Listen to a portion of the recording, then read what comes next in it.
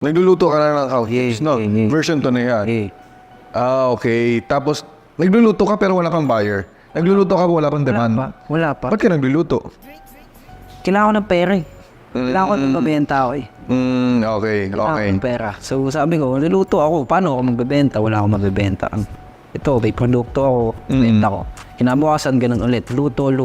Hanggang sa nakilala siya sa community. Doon lang sa barangay lang namin. Siyempre, inalo ko siya sa friends, kamag-anak, mga kakilala. Ninong, tita, tito, lahat. Inalo ko siya. Then, may mga ilang bumili hanggang sa nakilala. Araw-araw ginagawa ko siya. Walang order, luto pa rin ako. Araw-araw. So, one-man team ka? Dati. Yung nagsisimula. Talagang ikaw yung nagluluto, nagpapaka at nagbebenta, nagde-deliver. Ikaw lahat ang gumagawa.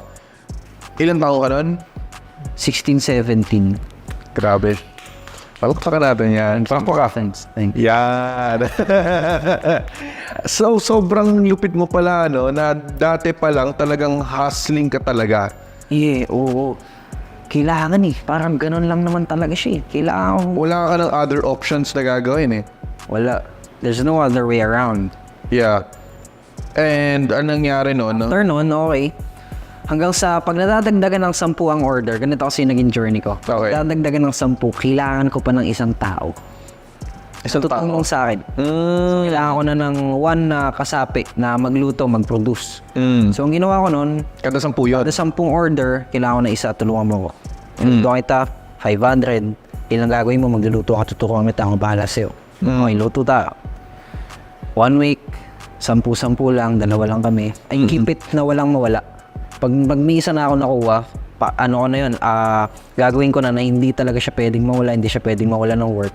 Kahit mawala ng order, isasama kita, magluto ka. Akong bahala, ibebenta ko yan. Susubo ko yung sarili ko palagi. I-risk ako palagi. So ngayon, hanggang sa dumami yung order, naging 50 packs, so dapat 5 na kami nun. 100 packs, dapat 10 na kami. So ang pinakahuling naging quantity namin, 10 kaming magkakaibigan na nagluluto everyday. Saan mo nakuha yung mga kaibigan mo na yun? Friends ko sa school, mga kaibigan ko, pinsan ko, ganyan. Yan. Okay. Wala naman kaming ginagawa noon kasi pandemics, walang school, walang face-to-face.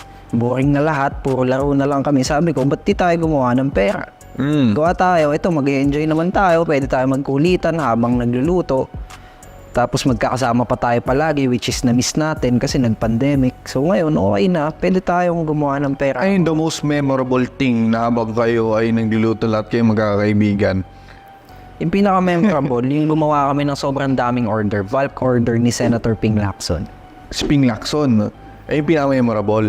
Ilang pieces yun? 500 pieces. 500. Tapos na-rush kami, ginawa namin ng 5 days. Gumising kami ng 6, trabaho na kami. Kasi ganito yan eh, kung ano ang gagawin ko, yun ang dapat nang gawin ng lahat. Gigising ako ng umaga, gigising lahat ng umaga. Excuse me. Kung magpupuyat ako, magpupuyat lahat. Gising ako ng 6, gising ko sila. Luto kami hanggang 12 a.m.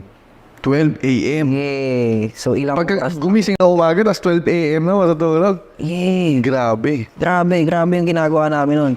5 days yun, 100 packs. Ang buo namin yung 500, bigay kay Senator Ping.